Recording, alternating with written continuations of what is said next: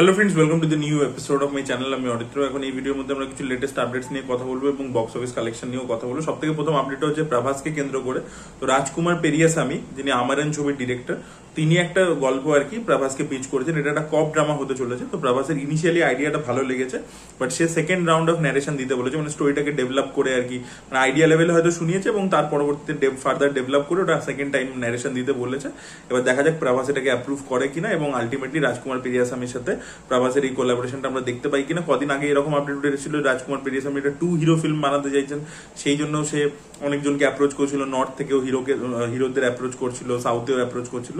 তো সেই ছবিটা আলটিমেটলি হচ্ছে কিনা কে জানে। দেখা যাক রাজকুমার পেরিয়াস্বামী আমারনের পরবর্তীতে কোন ছবি আর কি অ্যানাউন্স হয়। একটা তো ধানুষের সাথে ছবিটা অ্যানাউন্স হয়ে গেছে, সেই ছবিটা তো হবেই। তাছাড়া আর কি কোন ছবিটা হয় সেটাই দেখার মতো বিষয় হবে। পরবর্তী আপডেটটা আগেন প্রভাসকে কেন্দ্র করে। তো স্পিরিট বলে সন্দীপ রেড্ডি বাংলা যে ছবি, যাতে প্রভাস লিড চরিত্র করছে, সেই ছবি শুটিং কিন্তু সেপ্টেম্বর মাস থেকে চালু হয়ে যাবে। আপনাদেরকে বলেছিলাম, প্রণয় রেড্ডি বাংলা তিনি একটা ইন্টারভিউতে জানিয়েছিলেন। তবে এখন শোনা যাচ্ছে যে সেপ্টেম্বর থেকে সন্দীপ রেড্ডি বাংলার শুটিং শুরু করে দেবে, বাট সাপোর্টিং অ্যাক্টার্সদেরকে নিয়ে। প্রভাস কিন্তু জয়েন করবে নভেম্বর মাস থেকে এবং ছবির প্রাইমারি লোকেশন হচ্ছে মেক্সিকোতেই পুরো ছবির শুটিং ম্যাক্সিমাম পোর্শনস হবে আর কি, যেটা প্রথমবার আর কি এটা তেলেগু ছবির জন্য মেক্সিকোতে শুটিং হচ্ছে। এটা গেল একটা। আর আরেকটা আপডেট শোনা যাচ্ছে যে ছবির কিন্তু পুরো ব্যাকগ্রাউন্ড মিউজিকের কাজ কিন্তু কমপ্লিট হয়ে গেছে, মানে হর্ষবর্ধন রামেশ্বরমের সাথে আর কি অলরেডি করে নিয়েছে। মানে সন্দীপ রেড্ডি বাংলা যেরকম শুটিং শুরু হওয়ার আগেই পুরো বিজিএম এর কাজ করে নেয়, সেটা এবারেও করে নিয়েছে। বাট এবারে আরেকটা নতুন আপডেট উঠে আসছে যে অনিরুদ্ধকেও নাকি সন্দীপ রেড্ডি বাংলা চাইছেন যে কিছু কিছু পার্টিকুলার ওএসটির জন্য, বিজিএম এর জন্য পার্টিকুলারলি অনিরুদ্ধকে তিনি চাইছেন আর কি, যে এই ছবির কিছু পোর্শনস এর বিজিএম অনিরুদ্ধ যেন করে, এরকম একটা আপডেট উঠে আসছে। তো দেখা যাক অনিরুদ্ধের সাথে সন্দীপ রেড্ডি বাংলার কোলাবোরেশন আমরা স্পিরিটে দেখতে পাই। ভিডিও পরবর্তী আপডেটটা হচ্ছে ডন 3 কে কেন্দ্র করে, যেখানে রণবীর সিংকে আমরা দেখতে পেতে চলেছি। কিয়ারা আডবাণী প্রথমে হিরোইনের চরিত্র করার কথা ছিল, বাট প্রেগনেন্সির কারণে সে করতে পারেনি। পরবর্তীতে শারবারি বাগের নাম উঠে এসেছিল, কৃতি সেনের নামও উঠে এসেছিল। তো যাই হোক, তো শারবারি বাগকেই ফাইনালি আমরা দেখতে পাবো। এছাড়া শোনা যাচ্ছে যে প্রিয়াঙ্কা চোপড়াও নাকি এই ফ্র্যাঞ্চাইজে ফিরতে পারেন এবং 2026-এর জানুয়ারি মাস থেকে এই ছবির শুটিং শুরু হবে। মাল্টিপল ডিলেজ হয়েছে ছবিটার ক্ষেত্রে, বিকজ রণবীর সিংও ধুরন্ধর নিয়ে ব্যস্ত ছিল, আর অন্যদিকে ফারহান আখতারও একটা ছবি 120 বাহাদুর সেটা নিয়ে ব্যস্ত ছিল। তো সেই জন্য জানুয়ারি থেকে কিন্তু এই ছবির শুটিং শুরু হবে। ভিডিওতে এর পরবর্তীতে আমরা কথা বলবো যে কিচ্চা সুদীপের আপকামিং ছবি K47, মানে এখনো টাইটেল অ্যানাউন্স হয়নি। এই ছবিটা ডিরেক্ট করছে হচ্ছে ম্যাক্স বলে যে ছবিটা হলো, কিচ্চা সুদীপের ছবিটা এলো, যেটা কাইন্ড অফ ক্যাদির থেকে ইন্সপায়ার্ড ছিল। তো এই ছবিটা তো বক্স অফিসে খুব সাকসেসফুল হয়েছিল। তো সেই ডিরেক্টরের সাথেই কিচ্চা সুদীপ আবারও একটা ছবি করছে, এখনো টাইটেল অ্যানাউন্স হয়নি। 47 তার ফিল্ম K47 বলে। তো একটা মোশন পোস্টার রিলিজ করা হয়েছে। আজনিশ লোকনাথ আর কি এটা বিজিএম এর কাজ করছে এবং এই ছবিটা প্রডিউস করছে সত্যজ্যোতি ফিল্মস, যারা ক্যাপ্টেন মিলার প্রডিউস করেছিল তারা এই ছবিটা প্রডিউস করছে। তো এই মোশন পোস্টারটার কথা যদি বলি, তখন ম্যাক্সের একটা অ্যানাউন্সমেন্ট ভিডিও হয়েছিল, যেটা কিন্তু দারুণ ইমপ্রেসিভ ছিল। ঠিক আছে, একটা পুলিশের গাড়ির মধ্যেও মারছিল বিভিন্ন লোকেদেরকে, ঠিক আছে, চালাচ্ছিল অনেকগুলো স্করপিও গাড়ি এসে দাঁড়াচ্ছিল। তো সেটা খুবই ইমপ্রেসিভ ছিল, একটা রাতের গল্প, সেই ভাইবটা খুব ভালো ছিল।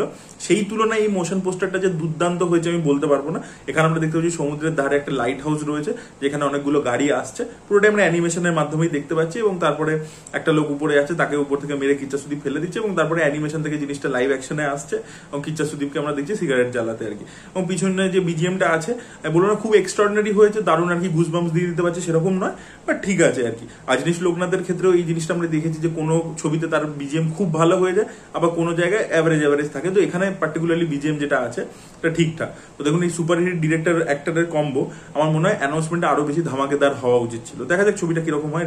আমরা রক্তবীজ 2 এর পোস্টার নিয়ে কথা বলে নেবো। এর আগে আবির চ্যাটার্জির একটা পোস্টার ড্রপ করেছিল এবং রিসেন্টলি মিমি চক্রবর্তী সংযুক্তা বলে যে ক্যারেক্টারটা, তারও একটা পোস্টার ড্রপ করেছে। দুটো পোস্টারের ব্যাকড্রপে আমরা দেখতে পাচ্ছি ওয়েস্ট বেঙ্গল এবং বাংলাদেশের বর্ডারটাকে খুব প্রমিনেন্টলি দেখানো হয়েছে। তো আপনারা প্রত্যেকেই জানেন বাংলাদেশ থেকে একটা ইনফিল্ট্রেশন হয় আমাদের ওয়েস্ট বেঙ্গলে। তো সেই বিষয়টাকে কিন্তু এই ছবিটা অ্যাড্রেস করতে চলেছে, ঠিক আছে। এবং এখানে কিন্তু এই ছবির মধ্যে শেখ হাসিনার একটা ক্যারেক্টার থাকতে চলেছে কিন্তু। তো দেখা যাক, এটা মানে একটা রেলিভেন্ট বিষয়বস্তু নিয়ে উইন্ডোজ চিরকাল ছবি বানিয়েছে। তো এই যে একটা ইনফিল্ট্রেশন হয়, সেই জিনিসটা কিন্তু রেলিভেন্ট একটা বিষয় এবং সেটা আমাদের দেশে নানান সময় আর কি পলিটিক্যাল একটা প্রবলেম দেখা দিয়েছে আর কি। সেন্ট্রাল থেকে কোয়েশ্চেন তোলা হয়েছে যে কতটা বর্ডার সেফ ইত্যাদি। তো সেই বিষয়বস্তুগুলো মাইট বি এই ছবির মধ্যে থাকতে চলেছে। এবং এখানে আমরা আবির চ্যাটার্জিকেও যে পোস্টারটা দেখতে পেয়েছিলাম, আবির চ্যাটার্জি পোস্টারটাই সব থেকে প্রথম ড্রপ করেছিল, সেও বন্দুক নিয়ে দাঁড়িয়ে রয়েছে ব্যাকড্রপে এই ম্যাপটা। এবং সংযুক্তার এই যে ক্যারেক্টারটা, মানে যেটা মিমি চক্রবর্তী প্লে করেছিল ফার্স্ট পার্টও, তাকেও আমরা দেখতে পাচ্ছি সে গান পয়েন্ট করে রয়েছে। তো এই দুটো ক্যারেক্টার আর কি এবারও অ্যাকশন ইত্যাদি করতে চলেছে। তো এবারে আর কি আবির ভার্সেস অঙ্কুশ হবে, এটা আমরা প্রত্যেকেই জানি। অঙ্কুশ এখানে অ্যান্টাগনিস্টের চরিত্র প্লে করছে, তাকে ফার্স্ট পার্টে সেট আপ করা হয়েছে, তো এদের আর কি ফেস অফ হতে চলেছে। তো অনেক আগে থেকে কিন্তু মেকার্সরা প্রমোশন শুরু করে দিয়েছে, এখনো ছবিটা রিলিজ করতে অনেকটাই সময় রয়েছে, এখন থেকেই কিন্তু এই রক্তবীজ 2 এর কিন্তু প্রমোশন ধীরে ধীরে তারা চালু করে দিয়েছে। এর পরবর্তীতে হয়তো অঙ্কুশের ক্যারেক্টার পোস্টার আসবে, তারপরে কৌশানীর আসতে চলেছে। রিয়েলি লুকিং ফরওয়ার্ড কিরকম হয় এবং তাদের লুকস গুলো কিরকম দেয় সেটাও দেখার মতো বিষয় হবে।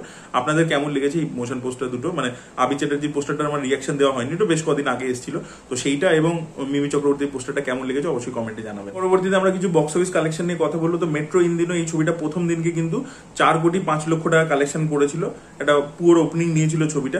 সেকেন্ড ডেতে কিন্তু একটা গ্রোথ দেখা দিয়েছে ছবিটার ক্ষেত্রে, 6,80,00,000 টাকা সেকেন্ড ডেতে কালেকশন করতে পেরেছে। তো দুদিন মিলিয়ে প্রায় 11 কোটির কাছাকাছি কিন্তু কালেকশনটা পৌঁছেছে। এবার দেখা যাক সানডেতে ছবিটা কিরকম গ্রো করে, সেটাই দেখার মতো বিষয় হবে। এবং এই ছবিটা প্রাইমারিলি তো মাল্টিপ্লেক্সের ছবি আর কি, এবং মাল্টিপ্লেক্সে দেখা যাক কিরকম ওভারঅল পারফর্ম করে, এবং কোথাও গিয়ে এই ধরনের কন্টেন্ট ড্রিভেন ছবি, আরবান ওরিয়েন্টেড ছবি, সেগুলো আর কি মানে বিজনেস ট্রেন্ডটা ফিরিয়ে আনতে পারে কিনা আলটিমেটলি। আর মেট্রো ইন দিনও সিকুয়েল ভ্যালুর জন্য দেখা যাক সেটা আলটিমেটলি হয় কিনা। অনেক লোকে দেখতে যাচ্ছে ফার্স্ট উইকেন্ডে, because metro life in a মেট্রোর একটা কাল্ট ফলোয়িং আছে, বাট অনেক লোকেই কিন্তু হতাশও হচ্ছে ছবিটার থেকে। ছবিটা যে বিশাল মানে এমনিতে মানে পজিটিভ রিভিউজ, মোটামুটি পজিটিভ টু মিক্সড রিভিউজ রয়েছে, বাট অডিয়েন্সের যে প্রচন্ড ভালো লাগছে, মানে অ্যাটলিস্ট আমি যা দেখতে পেয়েছি মারাত্মক যে লাগছে সেরকম কিন্তু নয় আর কি। লোকের এক্সপেকটেশনের থেকে কোথাও এটা খামতেই হচ্ছে। তো সেটা মানে মানডে থেকে আর কি ছবিটা কিরকম পারফর্ম করে সেটার উপর দাঁড়িয়ে আছে পুরো জিনিস। ওদিকে জুরাসিক ওয়ার্ল্ড রিবার্থ, এই ছবিটা একেবারে খারাপ ছবি হয়েছে, কিন্তু এই ছবিটা ফ্র্যাঞ্চাইজ ভ্যালুর জন্য, যেহেতু জুরাসিক পার্কের একটা হিউজ ফ্যান ফলোয়িং রয়েছে, জুরাসিক ওয়ার্ল্ডের ছবিগুলোও কিন্তু ইন্ডিয়া থেকে হিউজ বিজনেস করেছে। প্রথম দিনকে ছবিটা 9 কোটি টাকা ব্যবসা করেছে এবং পরের দিনকে আবার গ্রোথ দেখিয়েছে, 13.5 কোটি টাকা কালেকশন কিন্তু করতে পেরেছে দ্বিতীয় দিন মিলিয়ে। তো দুদিন মিলিয়ে আর কি 22 কোটি টাকার উপরে কালেকশন হয়ে গেছে। থার্ড ডে মিলিয়ে তো প্রায় 30 crores প্লাস চলেই যাবে আরামসে হাসতে হাসতে। এবার দেখা যাক ওভারঅল 100 কোটি টাকা কালেকশন করতে পারে কিনা ইন্ডিয়ান বক্স অফিস থেকে। হলিউডের কিন্তু বড় ফ্র্যাঞ্চাইজ ফিল্মস কিন্তু এখানে এসে মানে ভালো ভালো কালেকশন করে নিয়ে যায়। সেটা আমরা যে ফ্র্যাঞ্চাইজ মুভিজ গুলো আসে ইন্ডিয়াতে হলিউডে, সেগুলো কিন্তু বড় বড় ব্যবসা করতে আমরা দেখেছি আর কি। ইন্ডিয়ান ছবিদের থেকেও বেশি ব্যবসা করা, হিন্দি ছবি বা কোনো সাউথের ছবি থেকেও বেশি ব্যবসা করতে, এটা আমরা দেখেছি। আর ফর্মুলা 1 কিন্তু ইন্ডিয়াতে খুব ভালো পারফর্ম করছে বিভিন্ন জায়গাতে, এখনো ভালো চলছে আর কি ছবিটা, স্পেশালি আইম্যাক্সে। তাই জন্য আইম্যাক্সে টিকিটও খুব শুট আপ করে দিয়েছে।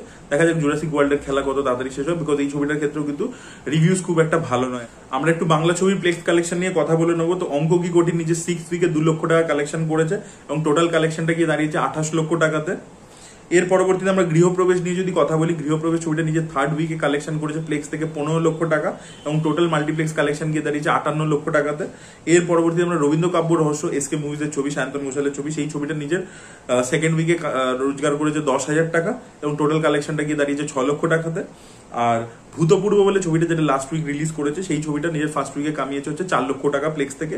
আর মৃগয়া অভিরূপ ঘোষের ছবি, সেই ছবিটা ফার্স্ট উইকে কামিয়েছে 8 লক্ষ টাকা ন্যাশনাল প্লেক্স থেকে আর কি। তো এইগুলো ছিল হচ্ছে রিসেন্ট কিছু বাংলা ছবির প্লেক্স কালেকশন আর কি। ওয়ার্ড অফ মাউথ খুব একটা ভালো নয়, দেখা যাক আলটিমেটলি কালেকশনটা কোথায় গিয়ে পৌঁছে। তো এই ছিল আপডেটস। আপনাদের কি বক্তব্য অবশ্যই কমেন্টে জানাবেন। Thank you so much, bye by.